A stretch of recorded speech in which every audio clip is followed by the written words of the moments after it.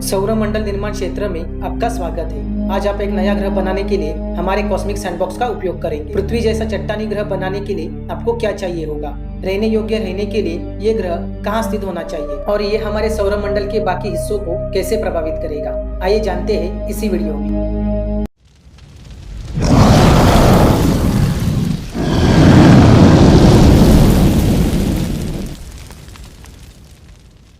हमारे सौरमंडल के निर्माण के दौरान अरबों साल पहले गैस और धूल की एक विशाल डिस्क ने हमारे युवा तारे की परिक्रमा की थी।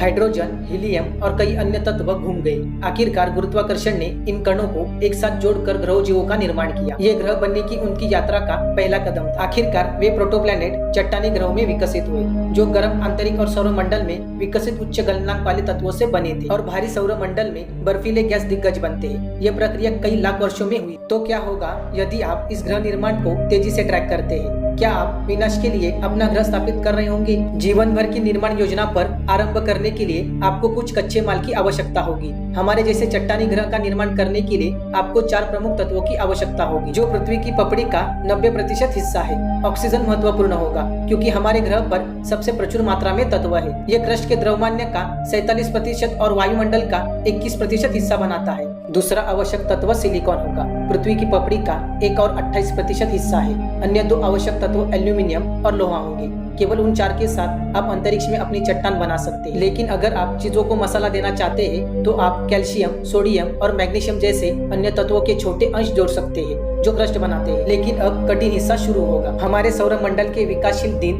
बहुत पहले के हैं, इसलिए आपको प्रोटोस्टार के चारों ओर गैस और धूल के घूमने की विकल्प की आवश्यकता होगी। आपको अधिक मैनुअल योजना का पालन करने की आवश्यकता होगी। अंत में ये एक आशीर्वाद होगा। यदि हमारे सौरमंडल में एक नया तारा विकसित होता तो ये गंभीर गुरुत्वाकर्षण गड़बड़ी का कारण बनता।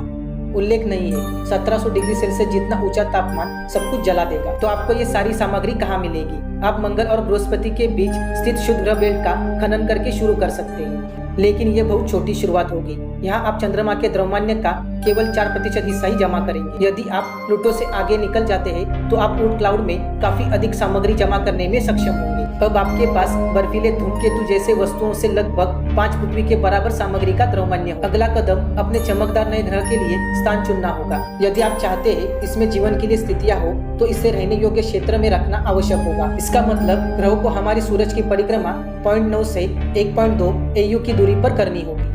तो हमारे ग्रह के जंगल के गले में होगा, कई शुक्र और हमारे या हमारे और मंगल के बीच। इस निकटता का पृथ्वी पर कुछ महत्वपूर्ण प्रभाव पड़ेगा, जबकि हमारा ग्रह मुख्य रूप से अन्य ग्रहों के खिंचाव की तुलना में सूरज की गुरुत्वाकर्षण खिंचाव से प्रभावित है। नई दुनिया कुछ व्यवधानों का कारण बनेगा, हमारी कक्षा को स्थानांतरित कर सकता है और यहाँ तक कि सुनामी या विनाशकारी भूकंप भी पैदा कर सकता है। इसीलिए किसी ग्रह को पृथ्वी से छोटा बनाना बुद्धिमानी होगी, लेकिन आपदा से बचने के लिए कितना छोटा होना चाहिए यह अभी भी एक जुआ होगा। आखिरकार ये निर्माण करने का समय है और इस मामले में जब तक वे फ्यूज नहीं हो जाते तब तक आपकी सभी एकत्रित वस्तुओं को एक दूसरे में मैन्युअल रूप से स्लैम करने की आवश्यकता होगी। ये बहुत आसान है ना? इतना शीघ्र नहीं, आपके लिए दूसरी बड़ी चुनौती होगी। ग्रहों को प्राकृतिक रूप से बनने में कम से कम 10 मिलियन वर्ष लगते हैं। साथ ही आपको ऊर्ट क्लाउड से उस सभी सामग्री के वितरण के लिए प्रतीक्षा करनी होगी। अपेक्षित 300 वर्षों के आधार पर नासा के ओजा एक अंतरिक्ष यान को इस स्थान तक पहुंचने में लगेगा। आप कम से कम 600 वर्ष की एक राउंड ट्रिप डिलीवरी विंडो की उम्मीद कर सकते हैं। इतना आसान काम के लिए शायद ये बेहतर होगा